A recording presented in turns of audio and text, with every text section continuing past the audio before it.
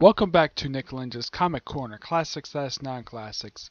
This is episode 565 and double shot number 469. Two Marvel trades, one's Iron Man, the other one's Deadpool.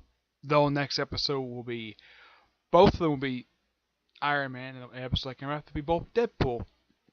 Yep. So first up, Iron Man. It is International Iron Man by Brian Michael Bendis and Alex Maleev. Yeah, this was a short-lived ongoing series that published in 2016.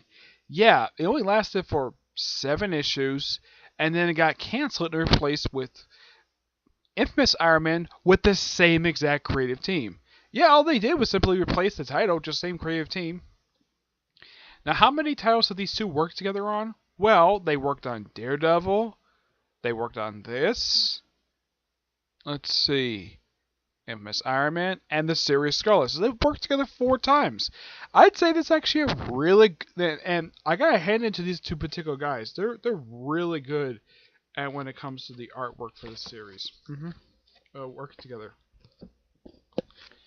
Yeah, the cover art is obviously Alex Maleev.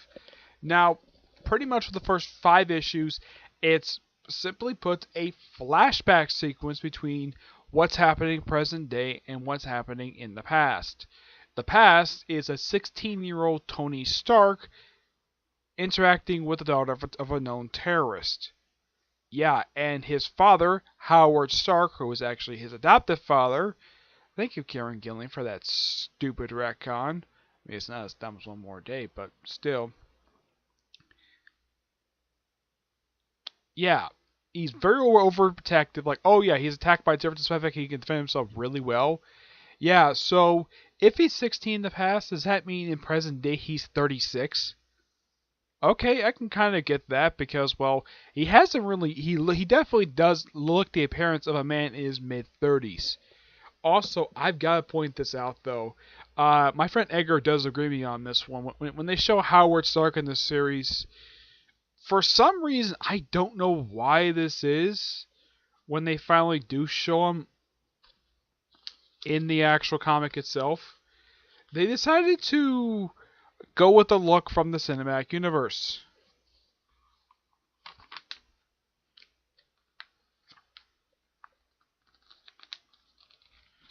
And what look is that? If I can find it here.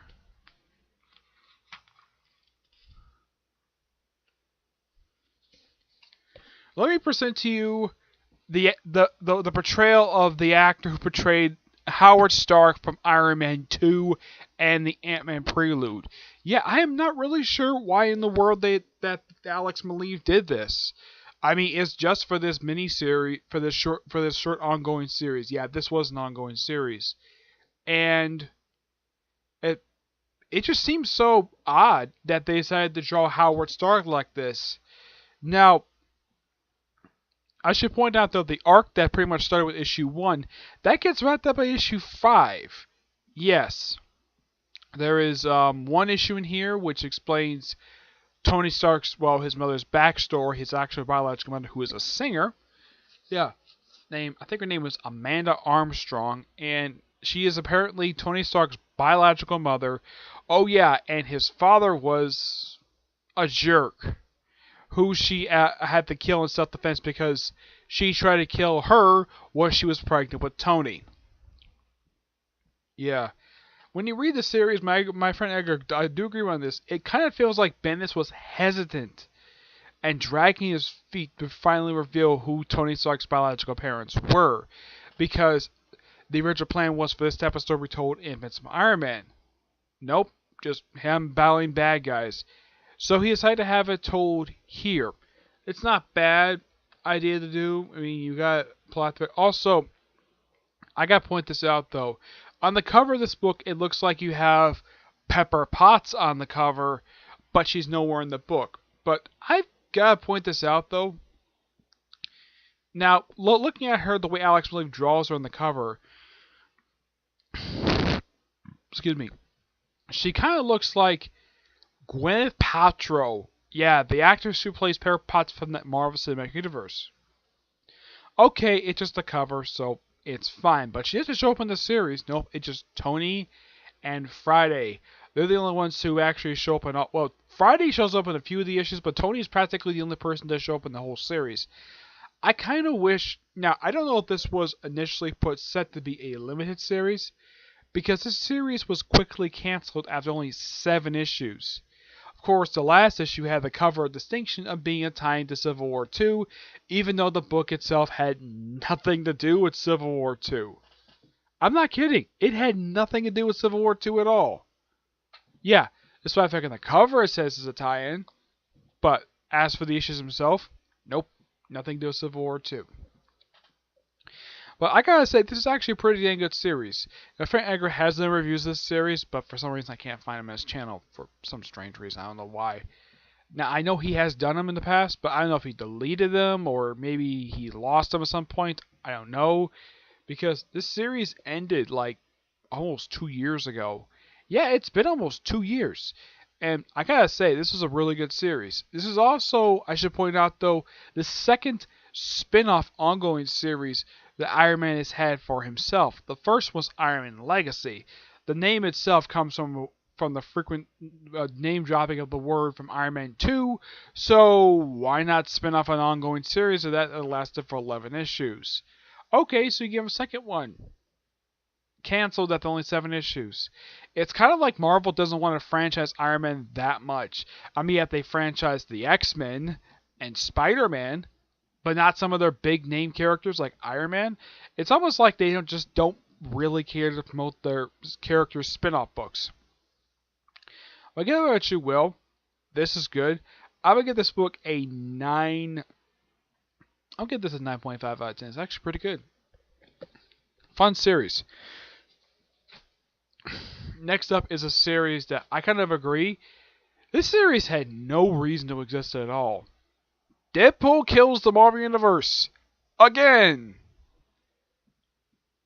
And this collects the 5-issue miniseries. And they decided to have the original writer who wrote the previous Deadpool Kills Marvel Universe miniseries, Colin Bunn, write it. Because why not? It's been a while since he did a miniseries. With, on the artwork, it is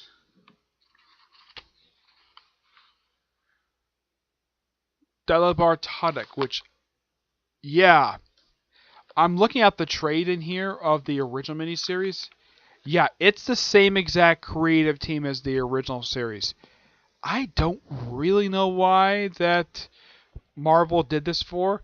Okay, the plot of the series is this. Apparently, a group of villains consisting of Magneto, Red Skull, and Doctor Doom manipulate Deadpool to kill all the superheroes in very gory fashion. Who's the first to die? Gambit. Oh, and by the way, by the end of this miniseries, all the superheroes are dead.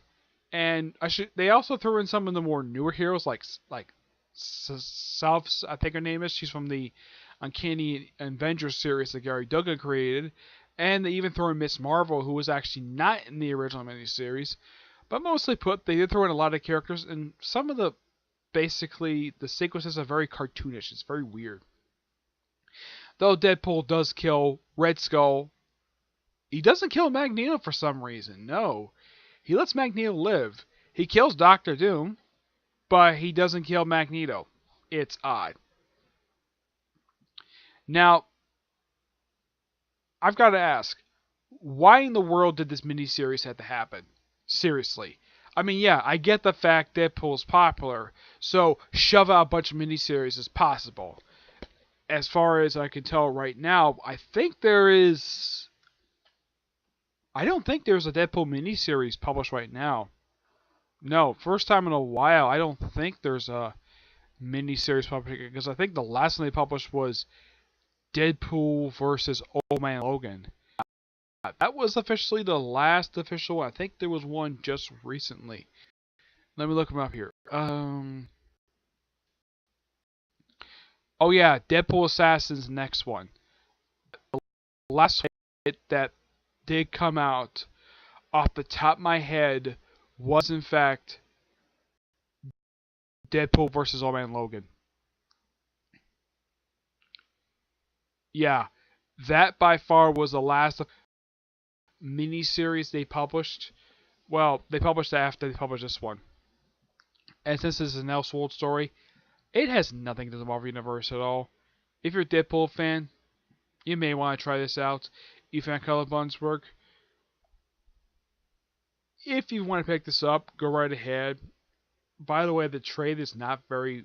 It's not expensive. It's only like $16. But for a trade that's $15.99, it's pretty thin.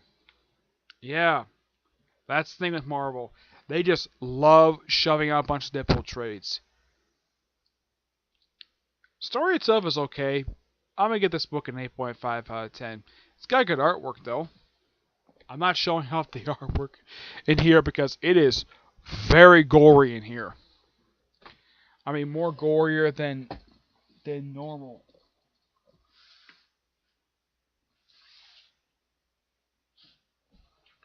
Oh yeah, even Gwenpool shows up in this series, where that version of Gwenpool gets killed by Deadpool. Yeah, as far as I can tell for Gwenpool, there's about 3 versions of her. There is the 616 version, the one that pops up in that mini-series, and the one who's got a Venom symbiote, who's got an attraction to Daredevil for some reason. I have no idea why. Yeah, the Gwenpool series was okay. I kind of liked it.